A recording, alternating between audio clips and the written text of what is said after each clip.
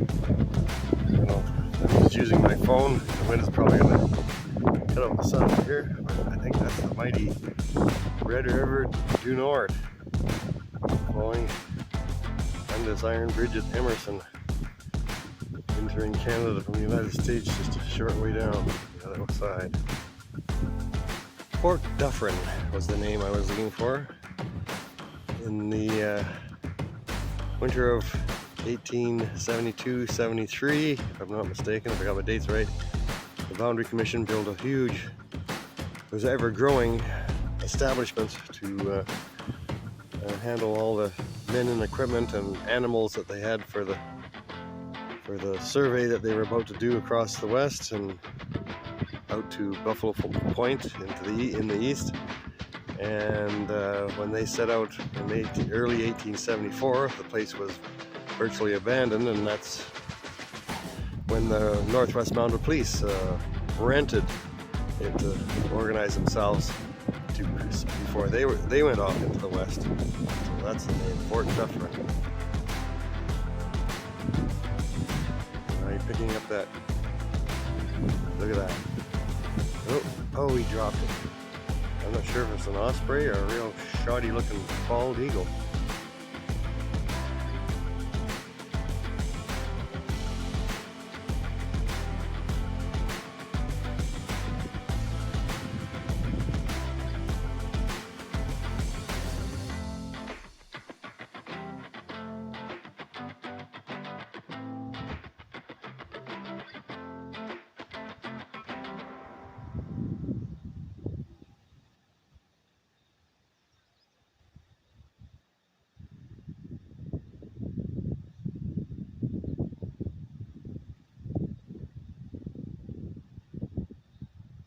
You gotta fish that time. Gotta fish that time. It's gotta be a fish hawk.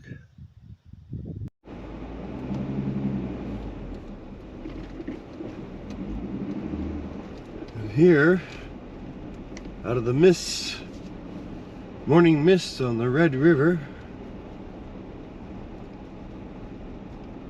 see some old, what would you call it? Adding to the mood, the setting there on the right, old rustic fence, the location of Fort Dufferin, I assume. I see some flags, so I'm just gathering that this must be the place. There is nothing, very little left anyway, as far as I know, but this is where the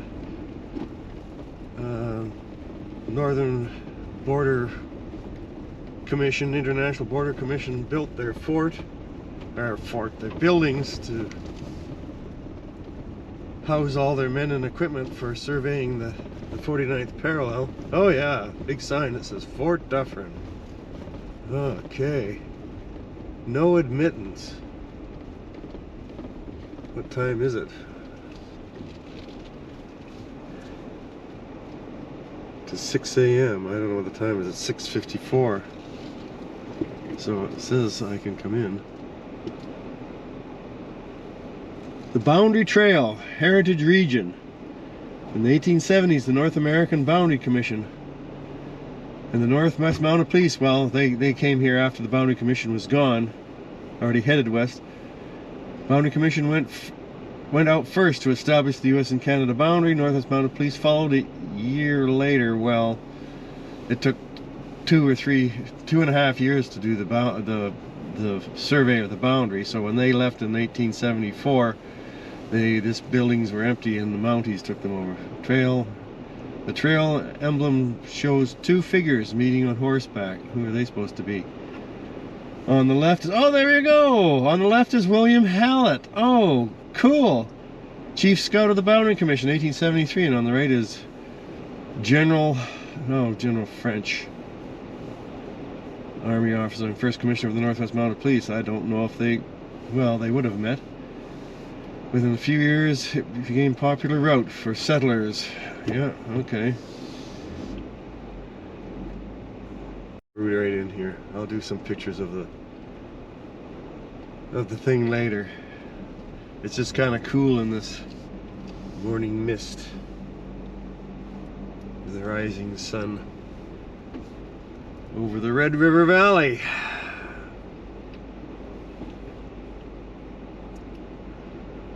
See if there's absolutely anything left. So you can imagine this place just a bustle, like a frontier town. There's probably not that many trees out on the bald prairie. And the Boundary Commission was busy working on their projects, getting, you know, storage, food brought in. And there'd be Red River carts and freight wagons loaded with goods and supplies, and oxen, thousands of oxen, well, hundreds of oxen, say, and horses. And there at the time there was they decided to go with the oxen mostly because there was a disease, equine disease among the horses, so they were hard to come by in this area. And then yeah, and then when the Mounties showed up, let's see, it would have been A and B division or something like that, A, B, C division, for who trained in Fort Garry over the winter, were waited here for the later divisions from Toronto to show up, and then they all set out here at the same time. We got some replica buildings, I think, you know. I'm gonna have to get out or park and get out and wander around. I guess there's just a couple of old buildings. I don't think we're supposed to go any further, but maybe, I would say, because otherwise this probably just takes you down to the river.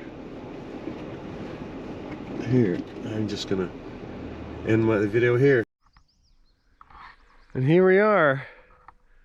I don't know if it would have been this lush back in those early days. Here, we'll take a shot into the sun. The early morning mist here at Fort Dufferin. I came a long way to be here. But this is the site. There's a little buff. This is the site that the Boundary Commission chose. Because down this trail, maybe we'll go down there in a minute, somewhere down this way is the river, just through those trees there. And this is where they built their depot for all their supplies. I mean, this chart here is pretty darn good. You know, look at that. Men's, you know, mess, kitchen, officers' quarters, storehouse, you know, just one thing after another. Bakery, trade shops. Yeah, they had, I mean, place for the beeves. Now, this is one of the original buildings here. They're using it as an interpretive center now. And then it looks like they've got some reconstructions. And then it appears to be only one other original building that's been modified. Otherwise, you know, listen, all you hear is the mourning doves. But like I say, whether there would have been these trees here or not, or would have been bald ass prairie. It almost make it sound like when the Mounties were here, it was bald. And of course, then a little town started here as well, because of course there was always other people wanting to sell things and stuff, especially when the Mounties came. They came and set up their tents to sell whiskey or women or whatever. So it was a little bustling little community 150 years ago in the June of 1874. 73 not so much, but 74 when the Mounties were probably, this is the end of June, Mounties were probably still here or about to be here. Here, I'll turn you around so you can see me blabbing. Because this up through 1873, this was just the Boundary Commission. The Mounties didn't start training till the fall of 1873 in Fort Garry, lower Fort Garry, and so this was solely the Boundary Commission's buildings or establishment. And so 150 years ago, I guess, or was it 200? I don't know how many years ago it was. It would have been simply a Boundary Commission. But then when the Mounties, so in the summertime, it would have been basically just supplies being got ready to be sent out along the trail along the boundary to supply the different people taking their astronomical readings and stuff like that. But in 1874, the end of June, the Mounties were waiting. You know, some of them had come from Fort Garry, and the others were coming from Toronto to gather here before they were set west. So when you leave, is the door open? No, it's locked. Okay, fine. I'm a little early. It's a little early in the morning here. So here, let's just pause this. There's the banks of the muddy Red River. This muddy pathway to get here.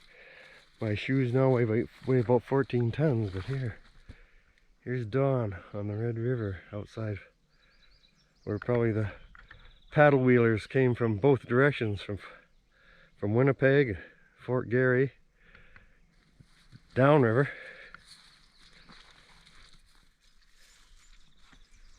And from upriver in the Dakotas. There maybe would have been, oh, slippery. Would have been a wharf of some kind for the, or else they would just drop a ramp onto the shore.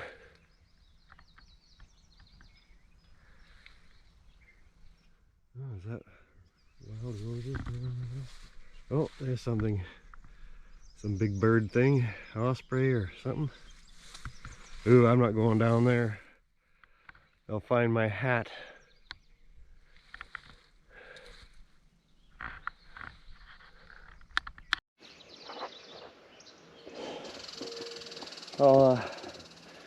Maybe the shadows at this time of day, you can see the impressions on the ground. It says that this was a storeroom in 1872. You can see the pit. There's another one over there. Many of these places would have had rudimentary cellars for storage. And you can see all the different signs, probably indicating where all the different buildings were.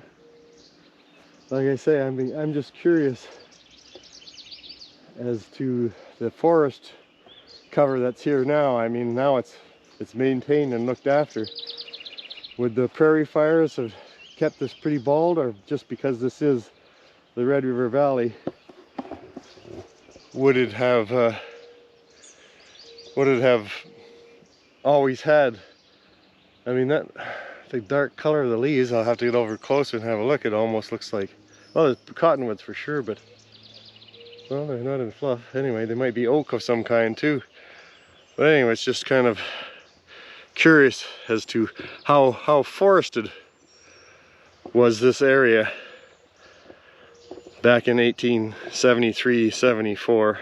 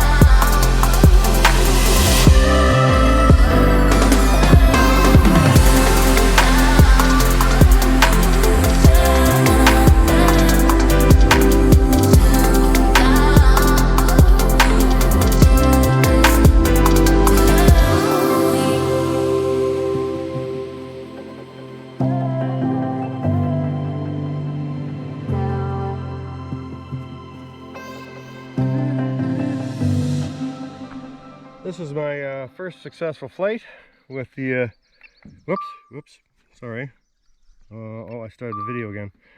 With the little drone flying high over the Fort Dufferin here. The only the only funny thing about it was that it when I pushed it to return home, it was about, let's see, that was about 20 feet off, 15, 20 feet off, and it was going to land on the roof of the Jeep, I think. So I had to intervene and bring it back to where it had taken off from and then land it there.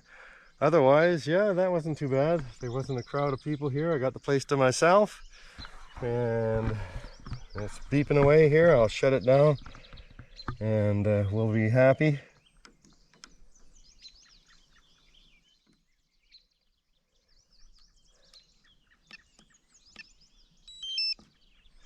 And that was kind of fun.